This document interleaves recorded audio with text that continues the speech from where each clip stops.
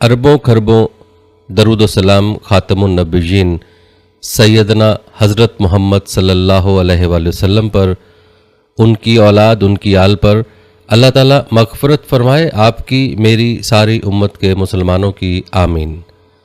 बिस्मिल्लाहिर्रहमानिर्रहीम। अस्सलामु अलैकुम। मोहतरम नाज़रीन, जादू क्या है, जादू की तारीख़ क्या है, जादू के लिए जिन्नात को कैसे काबू किया जाता है, जादूगर बनने के लिए एक शख्स को किन खबासतों से गुज़रना पड़ता है और जादू के बारे में हक़ाइक़ क्या हैं, इसके अलावा जाली और शैतानी आमिलों की अलामात क्या हैं और जादू करना या करवाना शरीयत में कैसा है, आज की वीडियो में मुकम्मल तफसीलात आपको बताएंगे। वीडियो हर मुसलमान के लिए इंतहाई अहम है, लिहाजा वीडियो को स्किप मत कीजिएगा और आखिर तक लाजमी देखिएगा। नाज़रीन, आपको बताते चलें कि जादू की तारीख़ बहुत पुरानी है। कहा जाता है कि जादू बज़ाते खुद कोई चीज़ नहीं, बल्कि जिन्नात शयातीन की मुदाखलत को ही जादू कहा जाता है। जैसे हमें जिन्नात नज़र नहीं आते, ऐसे ही जिन्नात के काम भी हमसे पोशीदा हैं। चुनाचे जिन्नात शयातीन के ही बताए हुए कुछ कलमात, जंतर मंतर तंत्र पढ़ने लिखने या करने से कुछ काम जिन्नात कर देते हैं, जिनका सबब हमें नज़र नहीं आता, क्योंकि उसके सबब जिन्नात की मुदाखलत होती है और जिन्नात हमसे पोशीदा हैं। लिहाजा वक़ू पज़ीर होने वाली बात का सबब हमसे पोशीदा होता है और हम इसे जादू से ताबीर करते हैं। नाज़रीन, अगर तारीख़ को देखा जाए तो तारीख़ के मुख्तलिफ़ अदवार में जादू का तज़किरा मिलता है। तारीख़ में जादू का तज़किरा हज़रत इब्राहीम अलैहिस्सलाम के दौर में भी मिलता है। याद रहे कि ये दौर हज़रत मूसा अलैहिस्सलाम और सुलेमान अलैहिस्सलाम से सैकड़ों साल पहले का दौर है और तारीख़ बताती है कि हज़रत इब्राहीम अलैहिस्सलाम का दौर जादू का नहायत आला और तरक्की याफ्ता दौर शुमार होता है। आपके मुआसिर जादूगर न सिर्फ अपने वक्त के बल्कि इंसानी तारीख़ के नहायत बुलंद रुतबा असहाब फ़न शुमार होते हैं और जाहिर है कि किसी भी फ़न को कमाल और उरूज तक पहुँचने के लिए सदियों का सफ़र दरकार होता है और कई नस्लों की उम्रें इस फ़न में महारत पैदा करने और उसे बामे अरूज तक पहुँचाने में काम आ जाती हैं। नाज़रीन, तारीख़ी रिवायत के मुताबिक बाबिल के कलदानियों ने न सिर्फ ये कि सहर और जादू में बहुत कमाल हासिल कर लिया था, बल्कि जादुई तसव्वुरात को अवामी अकीदा बनाने में भी वो कामयाब हो चुके थे। कलदानी तहज़ीब न सिर्फ जादू की दिलदादा और उसमें यकताए रोज़गार थी, बल्कि उसकी तहज़ीबी उठान और इज्तमाई फ़िक्र और नज़र पर भी जादुई तसव्वुरात की छाप वाज़ेह नज़र आती है। चुनाचे कलदानियों का यकीदा था कि इंसानी ज़िंदगी में कामयाबी और नाकामी, परेशानी और खुशहाली, तंगदस्ती और तवंगरी, सेहत और बीमारी, तरक्की और तनज़्ज़ुल और इज़्ज़त और ज़िल्लत के हालात बदलने में सितारों का गहरा अमल दखल है। सितारों का अरूज और ज़वाल उनकी ज़िंदगी में वुसअत और फरावानी लाता है और सितारे इंसानी ज़िंदगी पर असरात छोड़ते हैं, जिसके नतीजे में ज़िल्लत और मस्कनत, मसाइब और खुशहाली आती है। चुनाचे माहिरीन इल्म नजूम और अमलियात करने वाले आमलीन का आज भी यही एतकाद है। कलदानी इसी एतकाद की वजह से न सिर्फ उन सैयारों की पूजा और परस्तिश करते थे, बल्कि उन्हें देवता और मुश्किल कुशा मानते थे। इन सैयारों से फ़यूज़ व फ़वाइद समेटने या उनके गज़ब और नहूसत से बचने के लिए अपने पहनावे में मुख्तलिफ़ रंगों का इंतखाब करते, उन सैयारों की इबारत व परस्तिश के लिए मखसूस साआत का इंतखाब करते और उनकी खुशनुदी हासिल करने के लिए अलग अलग किस्म के बखोर जलाया करते थे। उनके नज़दीक साआत नहस वगैरह भी होती थी। नाज़रीन, तारीख़ में कलदानियों के 6 अजीब व गरीब तिलिस्मात का जिक्र भी मिलता है। जादुई फ़िक्र नज़र और अकीदा व ईमान में सैयारों की अज़मत व हैबत और उनकी इबादत व परस्तिश के साथ साथ उस दौर के अहले बाबुल फ़न जादूगरी में इस दर्जे कमाल और अरूज पर पहुँचे हुए थे कि उसकी नज़ीर बाद के अदवार में भी खाल खाल ही नज़र आती है। तारीख़ी रिवायत के मुताबिक नमरूद के ज़माने में कलदानियों ने अपने दारुल हुकूमत बाबुल में 6 ऐसे अजीब व गरीब सहरी तलिस्मात बनाए थे, जिनके करिश्मात कमालात को सुनकर आज भी इंसान शशदर रह जाता है। नंबर 1, तांबे की बत्तख। रिवायत के मुताबिक नमरूदी साहिरों ने तांबे की एक ऐसी बत्तख तैयार की थी कि जूं ही शहर में कोई चोर या मुजरिम शख्स दाखिल होता तो वो बत्तख एक मखसूस आवाज़ निकालती थी, जिससे उस चोर को पकड़ लिया जाता था। नंबर 2, नक्कारा और गुमशुदा अशिया। रिवायत बताते हैं कि उस दौर के जादूगरों ने एक ऐसा नक्कारा भी ईजाद किया था कि किसी आदमी की चीज़ अगर गुम हो जाती तो आकर उस नक्कारे पर चोट मारता। उस नक्कारे से बाकायदा एक आवाज़ आती थी कि तुम्हारी गुमशुदा चीज़ फलां जगह पर मौजूद है। नंबर 3, गुमशुदा अफराद और आईना। रिवायात बताते हैं कि गुमशुदा अशिया के लिए तो नकारा बनाया गया था, जबकि गुमशुदा इंसानों या लापता इंसानों की तलाश और दरियाफ्त के लिए कलदानियों ने एक आईना तैयार किया था। जब किसी के घर का कोई फर्द गुम हो जाता तो उस आईने के सामने आता, और अजीब बात यह है कि उसे अपना गुमशुदा अजीज ना सिर्फ ये कि उस आईने में नजर आ जाता था, बल्कि वो किस जगह और किस हाल में उसकी भी मुकम्मल और वाज़ेह तफसील आईने में उसके सामने आ जाती थी। नंबर 4, सच झूठ का फैसला बजरिया तालाब। नाज़रीन, कहते हैं बाबुल के जादूगरों ने नमरूद के दरबार में एक ऐसा तालाब बना रखा था जिसमें मुकद्दमात के फैसलों के हवाले से 3 अजीब व गरीब करिश्माती खूबियाँ बैक वक्त पाई जाती थीं। यूं फरीकैन के सच झूठ और सही या गलत होने का फैसला आसानी से हो जाता था। इस तालाब की पहली खूबी यह थी कि जो शख्स मुकद्दमे में हक पर होता उसे जब हौज में उतारा जाता तो पानी उसके नाप से नीचे नीचे रहता, जिससे वाज़ेह हो जाता था कि यह बंदा हक पर है। दूसरी खूबी यह थी कि उसी हौज में जब झूठा और मुजरिम शख्स उतरता तो पानी उसके सर से ऊंचा हो जाता था, जिससे वो डूबने लग जाता था। इस तरह यह मालूम और मुतय्यन हो जाता था कि इस मुकद्दमे में शख्स नाहक और झूठ पर है। और तीसरी दिलचस्प खूबी यह थी कि अगर वो मुजरिम शख्स अपनी गलती और दूसरे फरीक के हक का एतराफ़ कर लेता तो पानी नीचे हो जाता था और उसे गर्क नहीं करता था। नंबर 5, कॉकटेल बजरिया तालाब। नाज़रीन, रिवायत के मुताबिक नमरूदी दरबार ही में एक और तालाब अय्याशी के लिए बनाया गया था, जो इंसानी तारीख का नहायत हैरान कुन खसूसियत का हामिल तालाब था। साल का एक ख़ास दिन था जिस दिन उमराए सल्तनत और दीगर मोअज़्ज़िज़ीन और रऊसाए शहर अपने अपने घरों से अपनी अपनी पसंद के मशरूबात लेकर उस हौज़ के किनारे पिकनिक और रंग रलियाँ मनाने इकट्ठे होते थे, और हर शख्स अपना मशरूब उस हौज़ में डाल देता था। इस तरह शहर भर से आने वाले रऊसा के तरह तरह के मशरूबात उस हौज़ में मिक्स हो जाते थे। लेकिन हैरान कुन बात यह है कि दौरान जश्न जब ये लोग उस हौज़ में से मशरूब पीने के लिए बर्तन डालते तो हर शख्स के बर्तन में सिर्फ वही मशरूब आता था जो खुद उसने उस हौज़ में डाला होता था। नंबर 6, अजीब व गरीब शजरे सायादार। नाज़रीन, आपने सायादार दरख्त ज़िंदगी में सैकड़ों बार देखे होंगे। जितना किसी दरख्त का हुजम होता है उसी के हिसाब से उसका साया छोटा या बड़ा होता है। लेकिन कलदानी जादूगरों ने अपने बादशाह नमरूद के दरबारियों और मुलाकातियों की सहूलत के लिए जो जादुई दरख्त बनाया था उसकी करिश्माती खसूसियत जानकर आपके भी दांतों को पसीना आ जाएगा। रिवायत के मुताबिक कलदानी साहिरों ने नमरूद के दरबार में एक ऐसा जादुई दरख्त नस्ब कर रखा था जिसका साया उसके अपने हुजम के मुताबिक नहीं बल्कि दरबारियों की तादाद के मुताबिक घटता और बढ़ता था। जितने लोग आते जाते उसका साया उतना फैलता चला जाता था, हत्ता कि अगर 1,00,000 लोग आ गए हैं तो उसी एक दरख्त के साया उन तक पहुंच जाएगा, किसी नए साहिबान की ज़रूरत नहीं पड़ेगी। नाज़रीन, ये तारीख़ी रिवायत हैं जिनके सच्चा या झूठा होने के बारे में कुछ कहा नहीं जा सकता। ये रिवायत जिस तरह से मनकूल है इसी तरह से बयान की गई हैं। इस हवाले से आपकी सोच क्या है, कमेंट में हमें ज़रूर आगाह कीजिएगा। नाज़रीन, हम बात कर रहे थे जादू की तारीख़ की। याद रहे कि हज़रत इब्राहीम अलैहिस्सलाम के दौर के कई 100 साल बाद हज़रत मूसा अलैहिस्सलाम और फ़िरौन का ज़माना आता है। ये भी जादू और सहरी अमलियात के अरूज का ज़माना था। जैसा कि हज़रत मूसा अलैहिस्सलाम का वाक़या कुरान मजीद में मज़कूर है कि जब उन्होंने अपने मौजज़ात दिखाए तो फ़िरौन ने लोगों को यही बावर कराने की कोशिश की कि जादू है और मूसा जादूगर हैं। इस बात को साबित करने के लिए मशहूर मुकाबला हुआ जिसकी तफसीलात कुरान में मौजूद हैं। चुनाचे फ़िरौन के बुलाए गए जादूगरों का जादू मूसा अलैहिस्सलाम के मौजज़े के मुकाबले में ख़त्म हो गया और जादूगर सजदे में गिर पड़े। इसके बावजूद भी शाम, मिस्र, इराक, बाबुल के अंदर जादूगरी और अमलियात का सिलसिला इसी तरह जारी रहा, जहाँ तक कि लोगों के लिए जादू और मौजज़े में फ़र्क करना ही मुश्किल हो गया।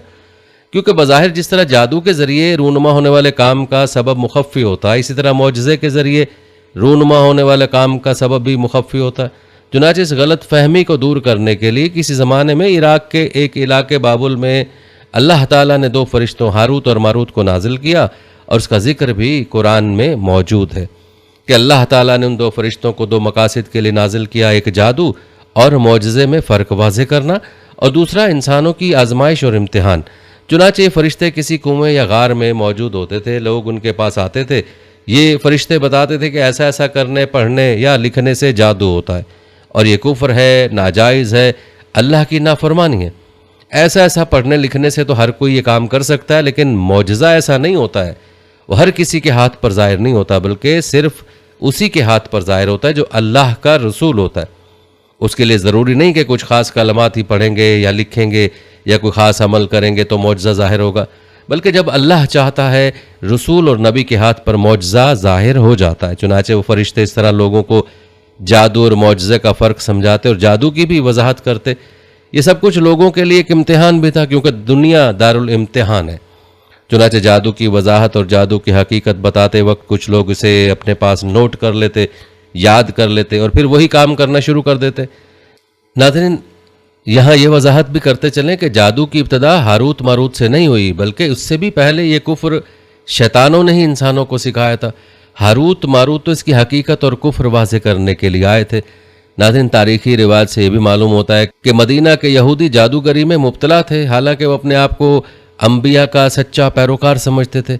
जब उनसे कहा जाता कि अमलियात का जो काम तुम करते हो ये कौन से नबी की तालीमात में, तो फ़ौरन कहते ये अमलियात हज़रत सुलेमान अलैहिस्सलाम की तालीमात हैं, और उन्हीं अमलियात के ज़रिए उन्होंने जिन्नात को काबू और ताबे किया हुआ था और जिन्नात से काम लेते थे। तब अल्लाह ताला ने सूरह बकरा की आयत नंबर 102 नाजिल फरमाई और उन्होंने इस जादू के कुफ्रिया कलमात की पैरवी की जिसको सुलेमान के दौरे हुकूमत में शैतान पढ़ा करते थे।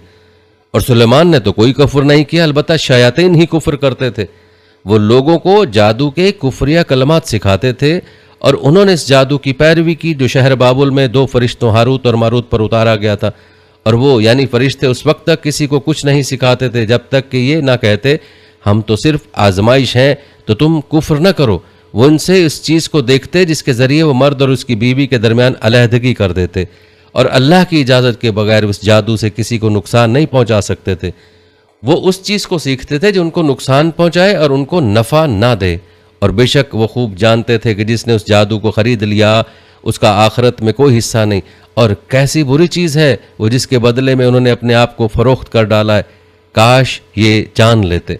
नाज़रीन, इस आयत में अल्लाह ताला ने मदीना के उन लोगों की बात की तरदीफ फरमाई है जिन्होंने जादू को हज़रत सुलेमान अलैहिस्सलाम के साथ मंसूब करने की कोशिश की थी, और फरिश्तों की बात भी वाज़ेह फरमा दी कि उनकी आजमाइश के लिए थे, लेकिन लोगों ने इस चीज़ को इख्तियार किया जो उनके लिए बुरी थी। नाज़रीन, बयान की गई आयत से वाज़ेह होता है कि मदीना के यहूद हज़रत सुलेमान अलैहिस्सलाम को साहिर और जादूगर कहते थे, और जब हमारे नबी करीम सल्लल्लाहु अलैहि वसल्लम हज़रत सुलेमान अलैहिस्सलाम का नबियों में जिक्र फरमाते तो वो यहूदी इस पर तान व तशनी करते और कहते कि देखो इनको क्या हुआ है कि ये सुलेमान का नबियों में जिक्र करते हैं, हालांकि सुलेमान महज जादूगर थे। इस हवाले से इमाम इब्न जरीर रहमुल्लाह अपनी सनद के साथ रिवायत करते हैं कि सदी ने बयान किया कि हज़रत सुलेमान अलैहिस्सलाम के दौरे हुकूमत में शैतान आसमान पर घात लगाकर बैठ जाते और बैठकर फरिश्तों का कलाम कान लगाकर सुनते कि ज़मीन में कौन कब मरेगा, बारिश कब होगी और इस किस्म की दीगर बातें। फिर आकर काहिनों को वो बातें बताते, काहिन लोगों को बातें बताते और वो बातें इस तरह वाक़ हो जाती। उनके साथ बहुत से झूठ मिलाकर लोगों ने वो बातें किताब में लिख लीं और बनु इसराइल में मशहूर हो गया कि जिन्नात को गैब का इल्म है। हज़रत सुलेमान अलैहिस्सलाम ने उन किताबों को तलाश करवा कर मंगवाया और एक संदूक में रखकर अपनी कुर्सी के नीचे दफन कर दिया, और शयातीन में से जो भी उनकी कुर्सी के करीब जाता वो जल जाता। और हज़रत सुलेमान अलैहिस्सलाम ने ऐलान कर दिया कि मैंने जिस शख्स के मुतल्लिक भी सुना कि वो कहता है कि शयातीन गैब जानते हैं, मैं उसकी गर्दन उड़ा दूंगा। हज़रत सुलेमान अलैहिस्सलाम फौत हो गए और वो उलमा भी गुजर गए जिनको ये वाक़या मालूम था, और कई साल गुजर गए तो एक दिन वो शैतान इंसान की सूरत बनकर बनु इसराइल की एक जमात के पास गया और कहा कि मैं तुमको एक ना ख़त्म होने वाला ख़जाना दिखाता हूँ। उसने उनसे कहा इस कुर्सी के नीचे ज़मीन खोदो। उन्होंने खोदा तो वो किताबें निकल आईं। शैतान ने कहा हज़रत सुलेमान अलैहिस्सलाम इस जादू की वजह से इंसानों, जिनों और परिंदों पर हुकूमत करते थे। फिर बनु इसराइल में नस्ल दर नस्ल ये मशहूर हो गया कि हज़रत सुलेमान अलैहिस्सलाम जादूगर थे। हत्ता कि जब नबी करीम सल्लल्लाहु अलैहि वसल्लम मबूस हुए और आपने हज़रत सुलेमान अलैहिस्सलाम का अंबिया अलैहिस्सलाम में जिक्र किया तो बनु इसराइल ने इस पर एतराज़ किया और कहा सुलेमान तो जादूगर थे। अल्लाह ताला ने उनके रद्द में यह आयत नाजिल फरमाई और उन्होंने उसकी पैरवी की जिसको सुलेमान अलैहिस्सलाम के दौरे हुकूमत में शैतान पढ़ा करते थे। और सुलेमान ने कोई कुफ्र नहीं किया, अलबत्ता शयातीन ही कुफ्र करते थे, वो लोगों को जादू सिखाते थे। नाज़रीन, इसी तरह इमाम इब्न जरीर रहमुल्लाह अपनी सनद के साथ रिवायत करते हैं जब शयातीन यानी जिनों को हज़रत सुलेमान अलैहिस्सलाम की मौत का इल्म हुआ तो उन्होंने सहर की मुख्तलिफ असनाफ और इकसाम को लिख कर एक किताब में मदवन किया और उसके ऊपर ये नाम लिख दिया कि सुलेमान बिन दाऊद के दोस्त आसिफ बिन बरखिया की तहरीर है और इसमें इल्म के ख़जानों के ज़ख़ीरे हैं। फिर उस किताब को हज़रत सुलेमान अलैहिस्सलाम की कुर्सी के नीचे दफन कर दिया। फिर बाद में बनु इसराइल की बाकी मांदा कौम ने उसको हज़रत सुलेमान अलैहिस्सलाम की कुर्सी के नीचे से निकाल लिया। जब उन्होंने इस किताब को पढ़ा तो उन्होंने जादू फैला दिया। और जब हमारे प्यारे नबी सल्लल्लाहु अलैहि वसल्लम ने हज़रत सुलेमान बिन दाऊद अलैहिस्सलाम का अंबिया और मुरसलीन में जिक्र किया तो मदीना के यहूदियों ने कहा, क्या तुम हज़रत सैयदना मोहम्मद सल्लल्लाहु अलैहि वसल्लम पर ताज्जुब नहीं करते कि वो सुलेमान का अंबिया में जिक्र करते हैं, हालांकि वो सिर्फ एक जादूगर थे। तब अल्लाह ताला ने उनके रद में यह आयत नाजिल की और उन्होंने उसकी पैरवी की जिसको सुलेमान के दौरे हुकूमत में शैतान पढ़ा करते थे। और सुलेमान ने कोई कुफ्र नहीं किया, अलबत्ता शयातीन ही कुफ्र करते थे, वो लोगों को जादू सिखाते थे। नाज़रीन, आपको बताते चलें कि इमाम इब्न जौज़ी ने इन आयतों की शान नज़ूल में मज़ीद 4 कौल नकल किए हैं। पहला कौल अबू साले ने हज़रत इब्न अब्बास रज़ियल्लाहु ताला अन्हु से रिवायत किया है कि जब हज़रत सुलेमान अलैहिस्सलाम के हाथ से उनकी सल्तनत निकल गई तो यह शयातीन जिन्होंने सहर को लिखकर उनकी जाय नमाज के नीचे दफन कर दिया, और जब उनकी वफ़ात हुई तो उसको निकाल लिया और कहा इनकी सल्तनत इस सहर के वजह से थी। दूसरा कौल सईद बिन जुबैर रज़ियल्लाहु ताला अन्हु ने हज़रत इब्न अब्बास रज़ियल्लाहु ताला अन्हु से रिवायत किया है कि आसिफ बिन परखिया हज़रत सुलेमान अलैहिस्सलाम के अहकाम लिख लिया करते थे और उनको उनकी कुर्सी के नीचे दफन कर दिया करते थे। जब हज़रत सुलेमान अलैहिस्सलाम फौत हो गए तो उस किताब को शैतानों ने निकाल लिया और हर 2 सतूर के दरमियान सहर और झूठ लिख दिया और बाद में उसको हज़रत सुलेमान अलैहिस्सलाम की तरफ मंसूब कर दिया। तीसरा कौल अकरमा रज़ियल्लाहु ताला अन्हु, शैतानों ने हज़रत सुलेमान अलैहिस्सलाम की वफ़ात के बाद सहर को लिखा और उसको हज़रत सुलेमान अलैहिस्सलाम की तरफ मंसूब कर दिया।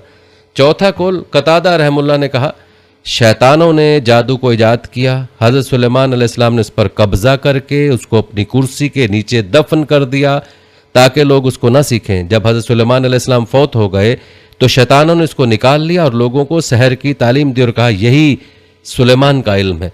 नाज़रीन, इन रिवायत को बयान करने का मकसद ये था कि मदीना के यहूदियों का इल्ज़ाम जो उन्होंने हज़रत सुलेमान अलैहिस्सलाम पर लगाया था इसकी तरदीद कुरान और हदीस से वाज़ेह हो जाए। नाज़रीन, ये जादू की तारीख़ के हवाले से चंद रिवायत थीं जो आपने मुलाज़ा की। जादू की इब्तिदा कब हुई इस बारे में कोई ख़ास कौल रिवायत में नहीं मिलता, अलबत्ता ये बात वाज़ेह है कि जादू शयातीन और जिन्नात का फैला हुआ अमल है जिसपे सिवाय गंदगी और अल्लाह की नाफरमानी के और कुछ नहीं है। जादूगर क्या करते हैं और जादू में क्या गलाजतें पाई जाती हैं, आइए इस हवाले से आपको बताते हैं। ज़रा गौर से कान खोल कर सुनिएगा। नाज़रीन, जब कोई शख्स किसी जादूगर आमिल के पास जाता है और अपना इलाज करवाता है तो वो जादूगर जादू को ख़त्म करने के लिए खुद भी शिरकिया और हराम काम व अमलियात करता है और मरीज से भी जाने अनजाने में नाजायज़ काम करवाता है। चुनाचे खुद तो ऐसे अफ़ाल सर अंजाम देता है जो उसने मुख्तलिफ चिल्लों में सीखे होते हैं कि ऐसा ऐसा करने से शैतान जिन्नात खुश होंगे और तुम जो कहोगे वो पूरा करेंगे। चुनाचे वो मोमबत्तियाँ जलाता है, कुछ पढ़ता है और फिर हुक्म देता है। इस तरह मरीज से जानवर तलब करता है और जिन्नात के नाम पर कुर्बान करता है। इस तरह उनसे काम लेकर मरीज का कुछ ना कुछ टूटा फूटा काम कर देता है। इसी तरह अमलियात के नाम पर दौरान अमल खुद भी नापाक रहता है और मरीज को भी कई कई दिनों तक गुस्ल ना करने, फोतकी वाले घर न जाने, परहेज जलाली और परहेज जमाली के नाम पर कई चीज़ों की पाबंदी लगा देता है। गोश्त समेत हर चीज़ को खाने से रोक देता है जो किसी जानदार से हासिल होती है। नाज़रीन, देखा जाए तो बाज़ लोग ऐसे कामों को बहुत मामूली समझते हैं और इनके इर्तिकाब में ज़रा भी हिचकिचाहट नहीं महसूस करते। हालांकि काम ऐसे हैं जो मामूली नहीं है बल्कि अकीदे से ताल्लुक़ रखते हैं और ईमान की बर्बादी का बाइस बन जाते हैं। इस पर नबी अकरम सल्लल्लाहु अलैहि वसल्लम का फरमान सादिक आता है कि एक आदमी मक्खी की वजह से जन्नत में चला गया और एक आदमी मक्खी की सबब ही जहन्नुम में चला गया। सहाबा ने पूछा, ए अल्लाह के रसूल, ऐसा क्यों कर हुआ? तो आप सल्लल्लाहु अलैहि वसल्लम ने फरमाया, 2 आदमी एक ऐसी बस्ती के पास से गुजरे कि जहाँ के बासियों का एक बुत था और उनका कानून था कि कोई भी शख्स वहाँ से तब तक गुजर नहीं सकता था जब तक कि उस पर कोई चीज़ कुर्बान न करे। लिहाजा उन्होंने उन दोनों में से एक से कहा, इस पर कोई चीज़ कुर्बान करके चढ़ावा चढ़ाओ। उसने कहा, मेरे पास तो कोई चीज़ भी नहीं है। उन्होंने कहा, कोई भी चीज़ चढ़ा दो, खा एक मक्खी ही क्यों ना हो। उसने मक्खी पकड़ी और उस बुत पर कुर्बान कर दी। फिर उन्होंने दूसरे से कहा कि तुम भी इस पर कोई कुर्बानी चढ़ाओ। उसने जवाब दिया, मैं अल्लाह के सिवा किसी के लिए कोई कुर्बानी नहीं दूंगा और ना ही किसी गैर अल्लाह पर कोई चढ़ावा चढ़ाऊंगा। उस बुत के पुजारियों ने उसकी गर्दन उड़ा दी। यूं ये शख्स जन्नत में चला गया और पहला शख्स जहन्नुम में चला गया। नाज़रीन, एक और तरीका जो गैर मुस्लिमों यानी हिंदू ईसाइयों वगैरह में मशहूर है वो रक्स व सरूद के ज़रिए जिन निकालने का तरीका है। यही वो तरीका है जिसमें शिरकिया और गैर शरई अफ़वाल का इर्तिकाब किया जाता है। रक्स सरूद की इज्तमाई महाफिल, दौरान रक्स बेहयाई का इर्तकाब, मदहोश कुन खुशबू और शम्मा जलाना इसी तरीके में बरोकार लाया जाता है। दर हकीकत ये एक रस्म सी है, इसमें शयातीन की परस्तिश की जाती है और आखिर में हाज़रीन महफिल में से एक शख्स गैर अल्लाह के नाम पर किया गया ज़बीहा मरीज़ के सर पर लेकर खड़ा हो जाता है। उसका खून आसेब ज़दा शख्स के जिस्म पर मला जाता है और आखिर में एक औरत तमाम मर्दों के सामने बरहना होती है। मुख्तसर बात यह है कि इख्तलात, रक्स व सरूद, गैर अल्लाह के नाम पर जानवर ज़िबह करना और शैतान की परस्तिश की वजह से यह हराम है। अलबत्ता गैर मुस्लिम तो चूँकि हलाल हराम से मुबर्रा हैं, लेकिन मुसलमान को चाहिए कि ऐसे किसी भी अमल के करीब न जाएं जो शैतानी अमल है। अल्लाह से दुआ है अल्लाह ताला हमें महफूज फरमाए, आमीन। नाज़रीन, आपको बताते चलें कि जादू को ख़त्म करने का एक तरीका यह भी है कि जादूगर मरीज़ के अंदर से जिनों को भगाने के लिए इस मरीज़ पर उसके जिनों से बड़े ताकतवर जिन मुसल्लत कर देता है। चुनाचे कभी तो वो जिन वाक़यतन उसके जिनों को भगा देते हैं और कभी उस मरीज़ की ज़िंदगी को अजाब बना देते हैं। इस सब के साथ साथ उन तरीक़ों से पहले हिसाब किताब के नाम पर जो बेबुनियाद, गैर शरई और नाजायज़ काम करने पड़ते हैं, उनकी लिस्ट अलग है। नाज़रीन, कहा यह जाता है कि मज़कूरा तमाम तरीके ऐसे हैं कि जिनके ज़रिए जादू ज़दा मरीज़ का इलाज किया जाए, तो ज़्यादा इम्कान यही होता है कि उससे जिन निकलने की बजाय और भी पुख्ता हो जाता है, क्योंकि उसे अपने जैसा एक नापाक जिस्म मिल जाता है जो किसी भी तरह के हराम काम के इर्तिकाब में हिचकिचाहट नहीं दिखाता। नाज़रीन, इसके अलावा भी जादू करने और कराने में ऐसी ऐसी गलाज़तें शामिल हैं कि जिनको बयान करते हुए भी ज़बान लरज़ जाती है और कान उनको सुनने के मुतहम्मिल नहीं हो सकते। आइए अब आपको बेबुनियाद, गैर शरई, नाजायज़ अमलियात करने वाले आमिल व मुआलिज की अलामात भी बताते हैं ताकि आप मुआशरे में मौजूद उन काली भेड़ों को पहचान सकें। बयान की जाने वाली अलामत में से कोई अलामत किसी रूहानी आमिल के अंदर पाई जाती हो तो समझ लें ये रूहानी नहीं, शैतानी अमल है और ये जो अमलियात कर रहा है वो शरन नाजायज़ है। ऐसे लोगों से इलाज करवाने से बचना चाहिए। ये सिर्फ पैसा नहीं लूटते बल्कि इज्जत और ईमान भी चोरी कर लेते हैं। आमिल मरीज़ से हिसाब करने के लिए उसका और उसकी वालिदा का नाम और तारीख़ पैदाइश पूछते हैं। आमिल मरीज़ से उसका इस्तेमाल शुदा कपड़ा, कमीज़, दुपट्टा, कंघी वगैरह या तस्वीर मांगते हैं। आमिल कोई ऐसा जंतर मंतर तंत्र दे जो कुरान और सुन्नत से साबित ना हो, जो ना तो पढ़ा जा सके और ना ही उसके मफहूम और मतलब का पता चले कि क्या लिखा हुआ है। आपको बताते चलें कि जंतर लिखी हुई चीज़, मंतर पढ़ने वाली चीज़, जबकि तंत्र करने वाले अमल को कहा जाता है। आमिल मरीज़ को बाज़ जायज़ व हलाल चीज़ों के इस्तेमाल से रोके, मसलन बड़ा गोश्त नहीं खाना, फोतगी पर नहीं जाना, इतने दिन नहाना नहीं है, नाखून नहीं काटने वगैरह। आमिल जादू वाले तिलिस्म लिखे, तावीज़ात तैयार करके दे, उन पर खानों वाली शक्लों में हरूफ व अदाद लिख कर दे, स्टार जैसे निशानात बनाए, अजीब व गरीब ज़बान में कुछ लिख कर दे, अल्लाह का कलाम तहरीर करके उसको काट काट कर इस्तेमाल करने की तलकीन करे, तावीज़ पर आयात और मुक़द्दस असमा को उल्टा सीधा तोड़ फोड़ कर लिखे, आगे का हर्फ पीछे और पीछे का आगे कर के लिखे और गैर अल्लाह की कसम दिलाकर बाहक फ़लाँ बिन फ़लाँ पढ़े या लिख कर दे। इबलीस, फ़िरौन, नमरूद, हामान, शद्दाद, कारून, अबू जहल और दीगर बड़े बड़े काफिरों के नाम तावीज़ में लिख कर दे। जिब्रील, माइकाइल, इसराफील, इन तीन फरिश्तों के नामों से मिलते जुलते और कई कई नाम लिख कर दे। आमिल इलाज के लिए मुर्गा, बकरा, गोश्त वगैरह सदक़े के नाम पर तलब करे या किसी कब्रिस्तान वैराने में फेंक देने का कहे।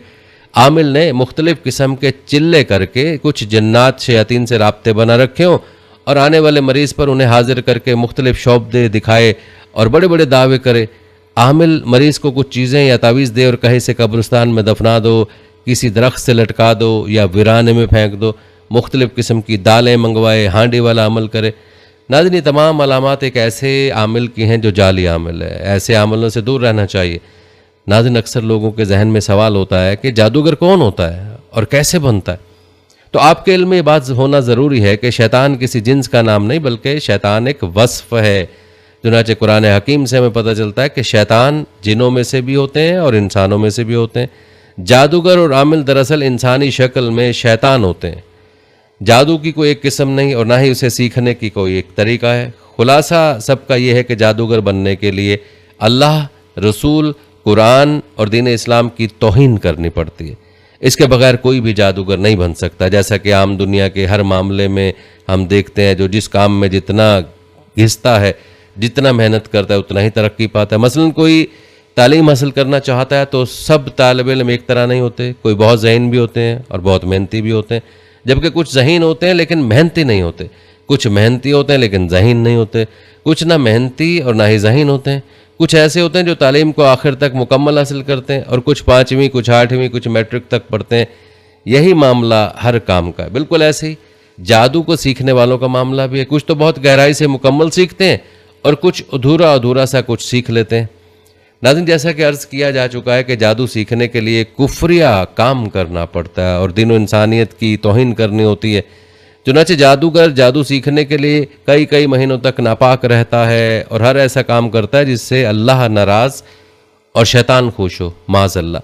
जब अल्लाह ताला ने फरिश्तों को हुक्म दिया था कि आदम को सजदा करो तो इबलीस ने इनकार कर दिया था। वजह यह बताई कि मैं इंसान से अफजल हूँ, जबकि अल्लाह ताला ने फरमाया हमने इंसान को फजीलत बख्शी है। चुनांचे जादूगर बनने के लिए शैतान पहले यही तस्लीम करवाता है कि तुम अपने जिस्म पर गंदगी और पेशाब मलो ताकि साबित हो तुम गंदे और कमीने इंसान हो, तुम्हें मुझ पर कोई फजीलत नहीं हासिल। यही वजह है कि जादूगर जादू सीखते वक्त गंदे रहते हैं, अपना पखाना उठाकर अपने जिस्म पर मलते रहते हैं, गटर के अंदर कई कई दिनों से बैठते हैं।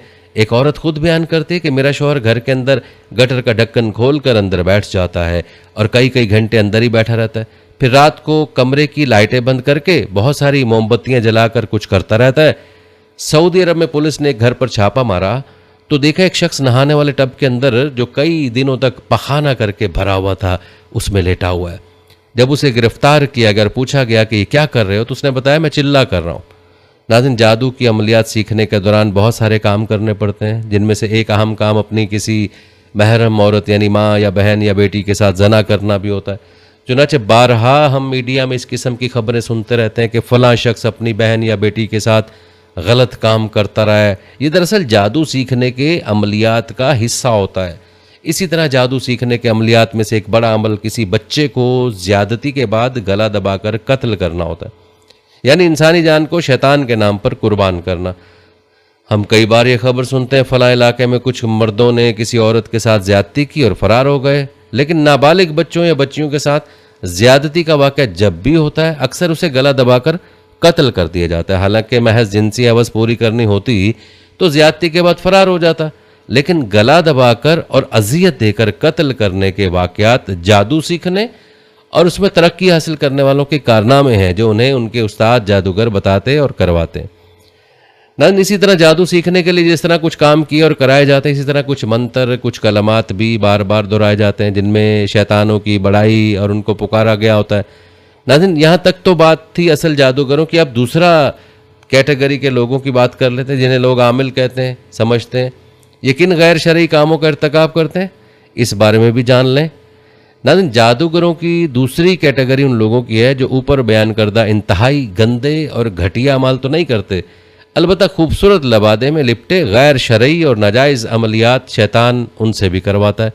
इस कैटेगरी का शिकार वो लोग होते हैं जो एक तरफ तो इस्लाम को भी नहीं छोड़ना चाहते, जबकि दूसरी तरफ इंतहाई लालची, हुब्बे माल और हुब्बे जाह के मतवाले होते हैं। इन लोगों के अंदर सब्र, हौसला, तवक्कुल और यकीन नहीं होता। ये इंतहाई कमज़ोर ईमान लोग होते हैं। पैसे के लालच में आहिस्ता आहिस्ता नाजायज़ अमलियात की तरफ बढ़ते बढ़ते बहुत आगे निकल जाते हैं। ये महज जवाज़ के सुराख ढूंढते रहते हैं, मुजर्रबात के नाम पर ऐसे ऐसे काम करते हैं जिनका न सर होता है न पाँव।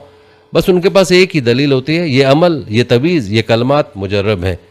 नाज़रीन, अब सवाल ये पैदा होता है कि क्या किसी चीज़ का महज मुजर्रब होना उसके जवाज़ की दलील बन सकता है? यकीनन ऐसा नहीं हो सकता। कोई चीज़ कितनी ही मुजर्रब क्यों ना हो, शरीयत की हदूद को फलांगेगी या शरीयत के असूलों को पामाल करेगी, नाजायज़ होगी। हमारे मुआशरे में एक तरफ खुल्लम खुल्ला जादूगर भी मौजूद हैं और दूसरी तरफ ऐसे आमिलीन भी मौजूद हैं जो नौरानी इल्म के दावेदार हैं और दीन और कुफ्र दोनों को साथ लेकर चलते हैं।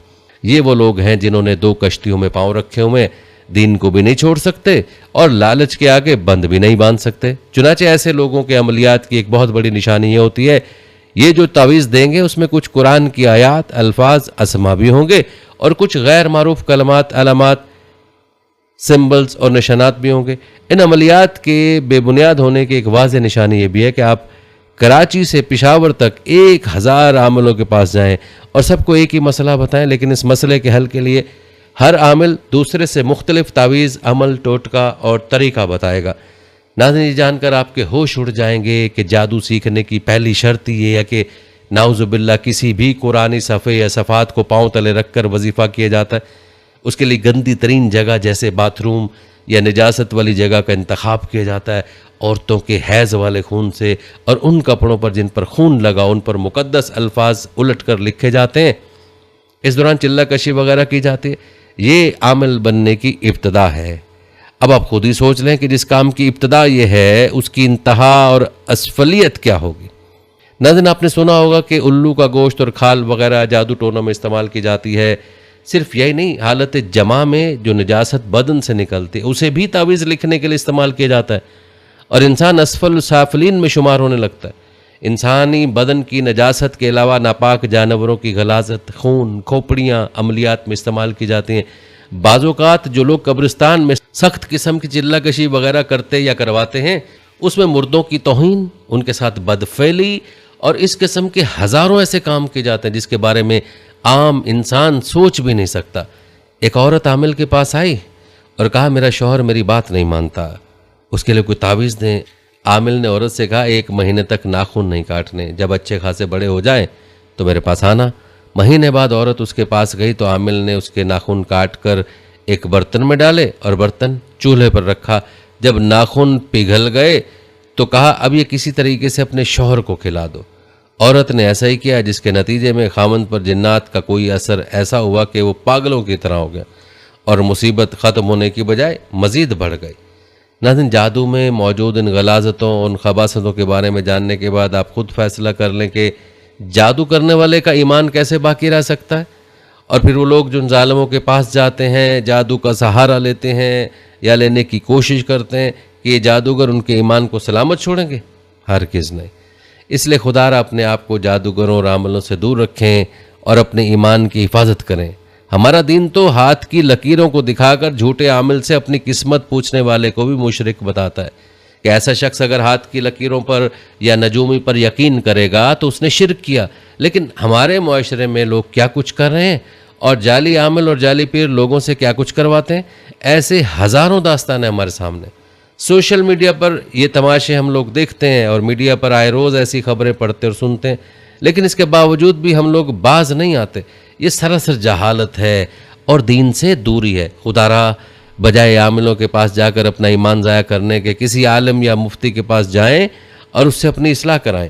किसी वली कामिल की तलाश करें और अपना तज़किया करें और अपने ईमान को बचाएं, ना कि जाली आमिलों और पीरों के पास जाकर अपना ईमान ही दाव पर लगा लिया जाए। नाज़रीन, जादू की तारीख़ और जादू की खबासतों के बारे में आपने तफसील मुलाहज़ा की है। नाज़रीन, जादू और जिन्नात के तस्करे में अक्सर मौक्कल या मौक्कलात का जिक्र भी किया जाता है और अक्सर लोगों के जहन में सवाल होता है कि ये मौक्कल क्या चीज़ है। आइए इस बारे में भी आपको बताते हैं। याद रहे कि अमलियात की दुनिया में मौक्कलात का बहुत ज़्यादा चर्चा होता है। बहुत सारे लोग ये दावा करते हैं कि उनके पास यानी उनके कब्ज़े और कंट्रोल में मौक्कलात हैं। यहाँ तक कि बाज़ लोग हज़ारों मौक्कलात के कब्ज़े और कंट्रोल में होने का दावा भी करते हैं। मौक्कल से क्या मुराद है? जब इस बात को तलाश करने की कोशिश की गई तो पता चला जितने मुंह उतनी बातें। बाज़ आमलीन का कहना है कि मौक्कल हमजाद को कहते हैं, बाज़ का कहना है कि मौक्कल जिन होता है, जबकि एक मकतबा फ़िक्र से ताल्लुक़ रखने वाले कामिल जो आलिम दीन भी हैं उनका कहना है कि मौक्कल से मुराद फ़रिश्ते हैं। नाज़रीन, इस बात का मतलब ये हुआ कि जब ये दावा किया जाता है कि मेरे कब्ज़े में मौक्कल हैं तो गोया वो ये कह रहा होता है कि मेरे कब्ज़े में फ़रिश्ते हैं। बहरहाल ज़्यादातर लोगों का ख्याल है हमजाद या करीन यानी वो जिन जो हर इंसान के साथ पैदा होता है, जिसका जिक्र हदीस में भी है, वो मौक्कल कहलाता है। और यही वो जिन है जिसके साथ बाज़ गैर शरई चिल्ले करके राब्ता बनाने की कोशिश की जाती है और ये कभी कभी राब्ते में आ भी जाता है। नाज़रीन, अब सवाल ये पैदा होता है कि क्या जिन्नात को काबू किया जा सकता है, यानी मुकम्मल तौर पर अपने कंट्रोल में करना कि जो चाहें उससे काम लें, क्या ये मुमकिन है? तो इस सवाल का जवाब यह है कि नहीं, ऐसा नहीं हो सकता। अलबत्ता जिन्नात से लिंक और राब्ता तो बन जाता है, लेकिन वो मुकम्मल तौर पर काबू और कब्ज़े में नहीं आते। वैसे भी शरन ये दुरुस्त नहीं हो सकता कि आप जिन पर कब्ज़ा कर लें और जो चाहें उससे काम लें, क्योंकि वो भी इंसानों की तरह अल्लाह की एक मुकल्लफ मखलूक है। जैसे किसी इंसान को ग़ुलाम बनाना जायज़ नहीं, इसी तरह किसी जिन को भी ग़ुलाम बनाना जायज़ नहीं हो सकता। इस सिलसिले में कुछ तफसील आपको बताते हैं जिसकी वजाहत हज़रत मुफ्ती शफ़ी साहब ने अपनी किताब मुआरफ़ुल कुरान में की है। फरमाते हैं, खुलासा यह है कि जिन्नात की तस्खीर अगर किसी के लिए बग़ैर कसद अमल के महज मन जानिब अल्लाह हो जाए, जैसा कि सुलेमान अलैहिस्सलाम और बाज़ सहाबा कराम के मुतल्लिक़ साबित है, तो वो मौजज़ा या करामत में दाखिल है। और जो तस्खीर अमलियात के ज़रिए की जाती है उसमें अगर कलमात कुफरिया या अमाल कुफरिया हों तो कुफ्र, और सिर्फ मासियत पर मुश्तमिल हो तो गुनाह कबीरा है। और जिन अमलियात में ऐसे अल्फाज इस्तेमाल किए जाए जिनके मानी मालूम नहीं, उनको भी फ़ुक़हा ने इस बना पर नाजायज़ कहा है कि हो सकता है कि इन कलमात में कुफ्र व शिरक या मासियत पर मुश्तमिल कलमात हों। काजी बदरुद्दीन ने अकामुल मरजान में ऐसे नामालूम मानी कलमात के इस्तेमाल को भी नाजायज़ लिखा है। और अगर ये अमल तस्खीर अस्मा इलाहिया या आयात कुरानिया के ज़रिए हो, उसमें नजासत वगैरह के इस्तेमाल जैसी कोई मासियत भी ना हो, तो इस शर्त के साथ जायज़ है कि मकसूद उससे जिन्नात की ईज़ा से खुद बचना या दूसरे मुसलमानों को बचाना हो, यानी दफ़ा मज़रत मकसूद हो, जलब मनफ़त मकसूद ना हो। क्योंकि अगर उसको कसब माल का पेशा बनाया गया तो इसलिए जायज़ नहीं कि इसमें इस्तरका के हुर यानी आज़ाद को अपना ग़ुलाम बनाना और बिला हक़ शरई उससे बेगार लेना जो हराम है, वल्लाहुल इल्म। अलबत्ता नाज़रीन, ये ख्याल भी किया जाता है कि जिन्नात को काबू करना मुमकिन भी नहीं, क्योंकि कुरान पाक की सूरह साद की आयत नंबर 35 में हज़रत सुलेमान अलैहिस्सलाम की एक दुआ है। हज़रत सुलेमान अलैहिस्सलाम ने दुआ की कि ऐ मेरे रब, मुझे माफ़ फरमा दे और मुझे ऐसी सल्तनत अता फरमा दे जो मेरे बाद किसी को न मिले, बेशक तू बड़ा ही बख्शने वाला है। अल्लाह ताला ने उनकी इस दुआ को कबूल फरमाया और आपको वो कुछ अता फरमाया जो बाद में किसी को नहीं दिया। इसका जिक्र इसी अगली आयत में है। तो हमने ताबे कर दिया सुलेमान के लिए हवा को, जो उसके हुक्म से नरमी के साथ चलती थी जिधर वो पहुंचना चाहता था, और सरकश जिनों को भी हमने उसके ताबे कर दिया, हर तरह के मामार और गोताखोर और बहुत से दूसरे जिनों को जो जंजीरों में जकड़े हुए हैं। ये हमारी बेहिसाब बख्शिश है, बस एहसान करो या रोक लो। नाज़रीन, आयत से पता चलता है तस्खीर अनासिर और तस्खीर जिन्नात हज़रत सुलेमान अलैहिस्सलाम की इस दुआ का नतीजा था जो उन्होंने इन अल्फाज के साथ मांगी थी कि मेरे बाद किसी को ना मिले। लिहाजा आज ये दावा करना कि हम तस्खीर जिन्नात कर लेते हैं, जिन्नात को ताबे कर लेते हैं, ये मन घड़त सी बात है। इस हवाले से एक रिवायत बुखारी और मुस्लिम में रसूलुल्लाह सल्लल्लाहु अलैहि वसल्लम से भी मनकूल है। अबू हुरैरा रज़ियल्लाहु तआला अन्हु रिवायत करते हैं कि नबी करीम सल्लल्लाहु अलैहि वसल्लम ने फरमाया कि गुज़श्ता रात एक सरकश जिन अचानक मेरे पास आया, या इसी तरह की कोई बात आपने फरमाई। मेरी नमाज में खलल डालना चाहता था, लेकिन अल्लाह तबारक ताला ने मुझे उस पर काबू दे दिया और मैंने सोचा कि मस्जिद के किसी सतून के साथ इसे बांध दूँ ताकि सुबह को तुम सब इससे देखो। फिर मुझे अपने भाई सुलेमान की ये दुआ याद आ गई, ऐ मेरे रब, मुझे ऐसी मुल्क अता करना जो मेरे बाद किसी को हासिल ना हो। रावी हदीस ने बयान किया कि नबी करीम सल्लल्लाहु अलैहि वसल्लम ने उस शैतान को जलील करके धुतकार दिया। यानी रसूलुल्लाह सल्लल्लाहु अलैहि वसल्लम चाहते तो उसे सतून से बांध सकते थे, लेकिन आप सल्लल्लाहु अलैहि वसल्लम ने भी सुलेमान अलैहिस्सलाम की दुआ का पास रखा। आज अगर कोई जिन्नात को काबू करने का दावा करता है तो गोया वो ये कहना चाहता है कि सुलेमान अलैहिस्सलाम वाली हुकूमत मुझे भी मिल गई है। नाज़रीन, बाज़ आमिलीन का कहना है कि हमको गैर शरई अमल नहीं करते बल्कि जायज़ तरीके से जिन्नात के साथ दोस्ती लगाते हैं और उनसे काम लेते हैं। मेरे ख्याल में ये भी दुरुस्त नहीं, क्योंकि जैसे हम इंसानों में हर तरह के लोग होते हैं, मसलन नेक भी होते हैं, बद भी होते हैं, अल्लाह के वली और दीन का काम करने वाले भी होते हैं और घटिया काम करने वाले भी होते हैं। बिल्कुल ऐसे ही जिन्नात का भी मामला है, उनमें नेक भी होते हैं और बुरे और घटिया काम करने वाले भी होते हैं। हम अगर इंसानों को देखें तो यहाँ जो नेक और वलीउल्लाह और दीन का काम करने वाले हैं वो ऐसे घटिया कामों में नहीं पड़ते, बल्कि वो एक नॉर्मल ज़िंदगी गुजारते हैं, अल्लाह के दीन का काम करते हैं। जैसे बड़े बड़े उलमा जो इल्म में भी बड़े हैं और तकवा और दीनदारी में भी बड़े हैं, वो इन अमलियात के चक्रों में नहीं पड़ते, बल्कि ऐसे ही जिन्नात में से भी जो नेक होते हैं उन चक्रों में नहीं पड़ते। अब लामहला इंसानों में भी छोटी सोच, घटिया और लालची जहन रखने वाले इस काम में पड़ते हैं, और उधर से जिन्नात में भी घटिया और शैतानी जहन रखने वाले जिन ही उन चक्रों में पड़ते हैं। चुनाचे उनका आपस में राब्ता हो जाता है और फिर ये कुछ उसकी मानते हैं और कुछ अपनी मनवाते हैं और काम करते हैं। नाज़रीन, यहाँ ये सवाल भी पैदा होता है कि अगर जिन्नात ताबे और काबू नहीं होते तो फिर कुछ आमिल जादूगरों लोगों की बातें कैसे बता देते हैं? मसलन किसी को उसका नाम बगैर पूछे बता देते हैं या कुछ और बातें बता देते हैं। इसका जवाब यह है कि इंसान का हमजाद यानी वो जिन जो हर इंसान के साथ होता है उसके साथ लिंक पैदा करने के लिए बास चिल्ले किए जाते हैं। बाज़ ऐसे अमलियात हैं जिनके ज़रिए बाज़ औक़ात हमज़ात से लिंक कायम हो जाता है और फिर उस हमज़ात के ज़रिए कुछ बातें अधूरी सी मालूम की जाती हैं और लोगों को बताई जाती हैं। जिन्नात के साथ इस तरह का लिंक पैदा करने और दोस्ती लगाने के लिए कुछ ऐसे काम किए जाते हैं जिनकी शरीयत में गुंजाइश नहीं, बल्कि बाज़ औक़ात कुफ्र भी करना पड़ता है, तब जाकर वो शैतान जिन खुश होता है और कुछ लिंक कायम कर लेता है। रिवायत के मुताबिक ख़ास तौर पर 2 काम करने पड़ते हैं, एक इंसानियत की तज़लील, दूसरा दीन की तौहीन। ये 2 काम करने के बाद ही शैतान जिन के साथ दोस्ती का ताल्लुक़ पैदा होता है और फिर उससे काम लेने के लिए बार बार ऐसे काम करने पड़ते हैं। नाज़रीन, यहाँ एक और अहम सवाल पैदा होता है, शैतान इंसानियत की तज़लील क्यों करवाना चाहता है? तो दरअसल बात यह कि इंसान और शैतान का झगड़ा शुरू ही से इस बात से है कि अल्लाह ने फरमाया हमने बनी आदम को फजीलत बख्शी है, तो शैतान ने इस बात को तस्लीम करने से इनकार कर दिया और कहा कि मैं अफजल हूँ, क्योंकि इंसान मिट्टी से और मैं आग से बना हूँ। चुनांचे आज भी जो लोग शैतान जिन से दोस्ती लगाना चाहते हैं वो उस वक्त तक दोस्ती का ताल्लुक़ नहीं पैदा कर सकते जब तक अपने आप को जलील न करें।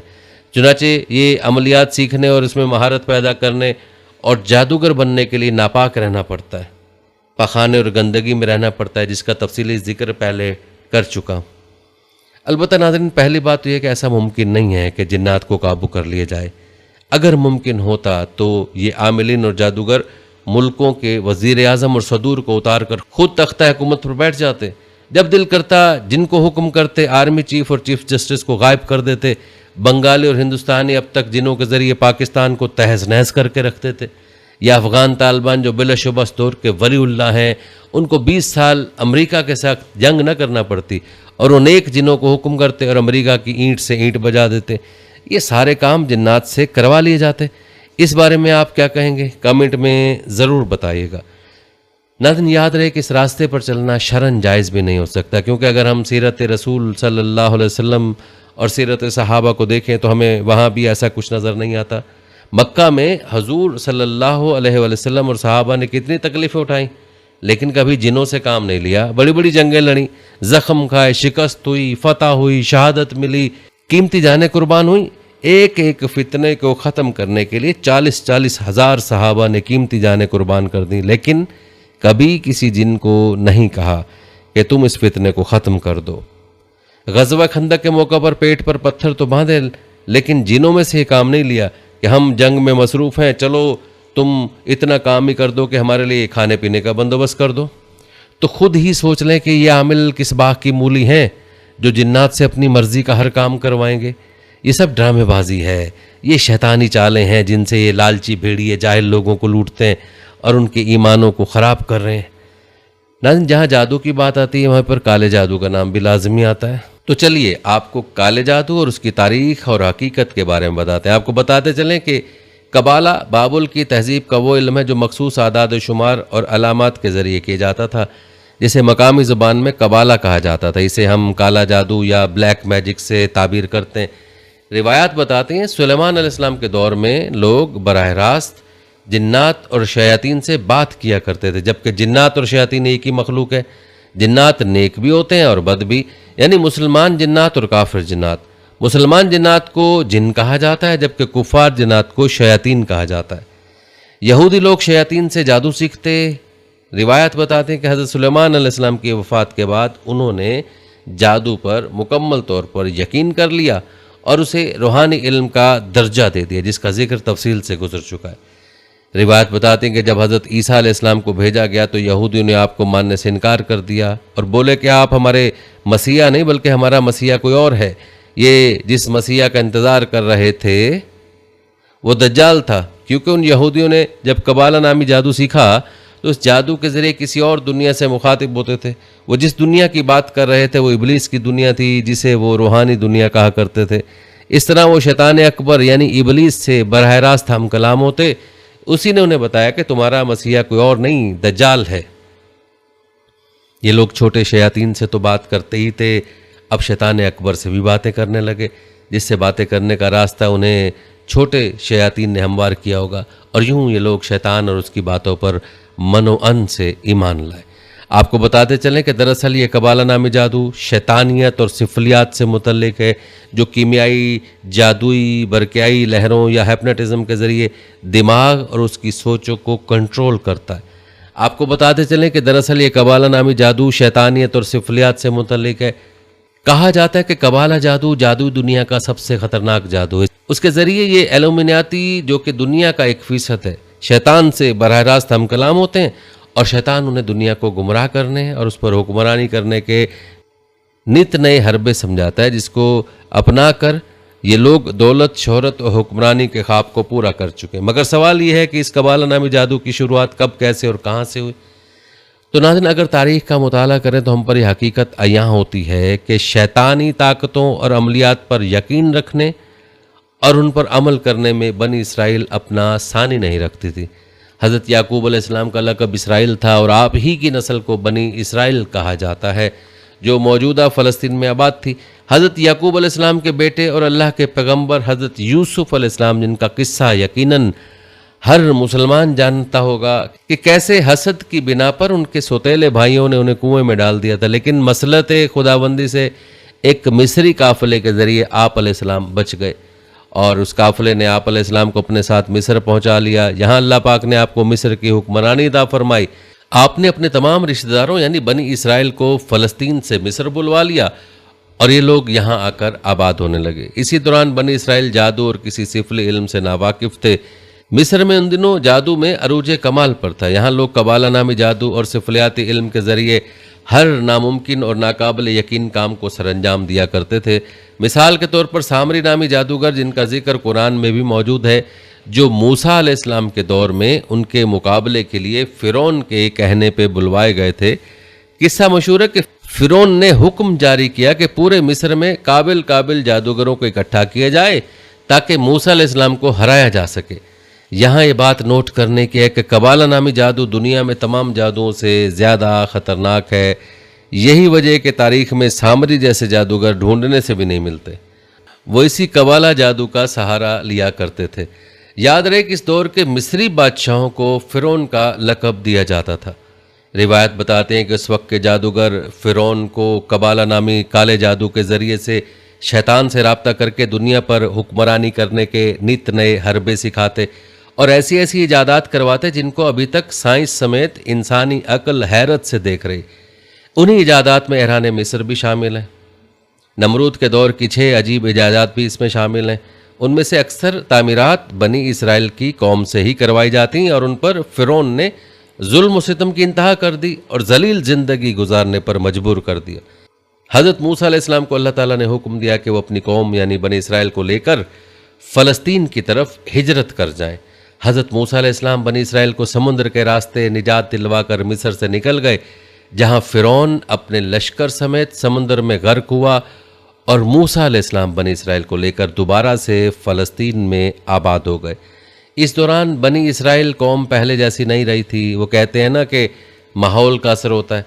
बनी इसराइल फ़िरौनों में रहते हुए गरूर व तकब्बुर, माहिर जादूगरों का इल्म और दुनिया पर हुक्मरानी के हरबे सीख चुकी थी, यानी उनमें उन फ़िरौनों की सी तमाम दरिंदगी सिफ़ात पैदा हो चुकी थी। फ़लस्तीन आकर बनी इसराइल रफ्ता रफ्ता सरकश और नाफरमान बन गई और मिस्री जादूगरों से सीखी गई अमलियात और जादू के ज़रिए शैतानी अमलियात अपने मकासद के लिए इस्तेमाल करने लगे। ये शैतानी अमलियात मखसूस आदाद व शुमार और अलामात पर मुश्तमिल होती थीं, जिन्हें कबाला कहा जाता है। तारीख़ी रिवायत बताती है कि बनी इसराइल ने जादू में मिस्री जादूगरों से भी ज़्यादा महारत हासिल कर ली और उसे अपने दुश्मनों और मुखालिफों को नुकसान पहुँचाने के लिए इस्तेमाल करने लगे। यहाँ तक कि हज़रत सुलेमान अलैहिस्सलाम का दौर आया। अल्लाह ने आप अलैहिस्सलाम को अज़ीमुशान सल्तनत के अलावा जिन्नात पर हुक्मरानी भी अता फरमाई थी। हज़रत सुलेमान अलैहिस्सलाम की वफ़ात के बाद बनी इसराइल के यहूदियों ने लोगों को वरगलाना और बहकाना शुरू कर दिया और उन्हें बताया कि नाउज़ुबिल्लाह सुलेमान अलैहिस्सलाम के पास काले जादू यानी कबाला की ही हिकमत मौजूद थी, जिसके ज़रिए आप अलैहिस्सलाम जिन्नात को कंट्रोल करते थे। लिहाजा लोगों ने बनी इसराइल के उन यहूदियों की बातों में आकर कबाला जादू को रूहानियत के तौर पर सीखना शुरू कर दिया। यहाँ तक कि जादू की इन किताबों को मुक़द्दस किताबों का दर्जा देकर हैकल सुलेमानी में रख दिया गया। नाज़रीन, यूँ मुसलसल अल्लाह की नाफरमानी की वजह से इस कौम पर अल्लाह का अजाब नाजिल हुआ और हैकल सुलेमानी पर 2 मरतबा हमला हुआ। पहला हमला बख्त नसर और दूसरा हमला टाइटस नामी बादशाह ने किया और हैकल सुलेमानी को मुकम्मल तौर पर तबाह किया गया और यहाँ मौजूद बनी इसराइल को कत्ल किया जाने लगा। तकरीबन 1.5 लाख यहूदियों को कत्ल किया गया। बचे कुचे यहूदी मजबूरन हिजरत करके पूरे कुरैश पर फैल गए। हैकल सुलेमानी पे हमले के दौरान जादू की सब किताबें हैकल सुलेमानी के मलबे तले ही दबकर रह गईं, जिनका हमलावरों को खबर तक न थी कि कबाला नामी जादू क्या चीज़ है। यहाँ तक तो बात थी हज़ारों साल पहले इन किताबों के मलबे तले दबने की। अब सवाल यह है कि कबाला की किताबें किसने निकाली? तो इस हवाले से रिवायत ये बताती है कि 1128 ईस्वी में इन बचे खुचे यहूदियों ने मिलकर एक तंजीम की बुनियाद रखी जिसका नाम नाइट टेम्पलर रखा गया। इस तंजीम का मकसद बज़ाहिर ईसाई मुसाफिरों को तहफ़्फ़ुज़ फराहम करना था, यानी बज़ाहिर ये एक सिक्योरिटी कंपनी बनाई गई थी, मगर दर हकीकत उनका मकसद हैकल सुलेमानी के मलबे तले मौजूद जादुई किताबों को तलाश करना था, जिनकी ये लोग कभी तालिब इल्म रहे थे और ये नहायत शातिराना अंदाज से उसमें कामयाब भी हो गए। क्योंकि 1860 ईस्वी में बरतानिया के 2 इंजीनियर्स ने हरम शरीफ के नीचे खुदाई की ताकि कुछ सर्वे कर सकें, तो वहाँ उन्हें सुरंगों का एक जाल नज़र आया जो इन नाइट टेम्पलर्स ने खोदी थी ताकि हैकल के खंडरात से वो नायाब जादुई किताबें ढूंढ सकें। वो ये नायाब और जादुई असरात वाली किताबें ढूंढने में कामयाब हो गए, जिनमें काले जादू और पुरस्रार रसूमात का तमाम इल्म था। इन सब किताबों को हासिल करके उनकी गैर मामूली ताकतों का फ़ायदा उठाकर दुनिया पर हुक्मरानी करना इन नाइट टेम्पलर्स का मकसद था। नाज़रीन, आपने मुलाहजा किया कि जादू दरअसल शैतानी अमल है जिसमें ऐसी खबासतें और गलाजतें हैं कि जिनके बारे में इंसान सोच भी नहीं सकता, लेकिन इसके बावजूद भी आमिलों और जादू टोना करने वालों की तादाद में इजाफा हो रहा है, जो सख्त ख़तरे की बात है। बाकी रहा जिन्नात को काबू करने की बात, तो इसकी हकीकत भी आप मुलाहजा कर चुके हैं कि ये बनी बनाई बातें हैं। अगर ऐसा मुमकिन होता है तो फिर आमिल तो अलादीन के चिराग की तरह दुनिया पर हुक्मरानी कर रहे होते, ना कि सड़कों पर खार हो रहे होते। नाज़रीन, ये थी हमारी आज की वीडियो। जाने से पहले वीडियो को शेयर ज़रूर कीजिएगा। हम उम्मीद करते हैं कि आपको हमारी आज की वीडियो ज़रूर पसंद आई होगी। अगर आपको हमारी आज की वीडियो पसंद आई है तो सबसे पहले तो उसको लाइक करें और अपनी राय का इजहार कमेंट सेक्शन में लाजमी करें। आखिर में आपसे एक बार फिर दरख्वास्त है कि आप हमारे चैनल को ज़रूर सब्सक्राइब कर लें और साथ ही लगे घंटी के बटन को भी क्लिक करें ताकि आपके पास हमारी आने वाली मज़ीद वीडियोस का नोटिफिकेशन बर वक्त मिलता रहे। अल्लाह ताला आपको अपनी ज़ुबान में रखे। आमीन।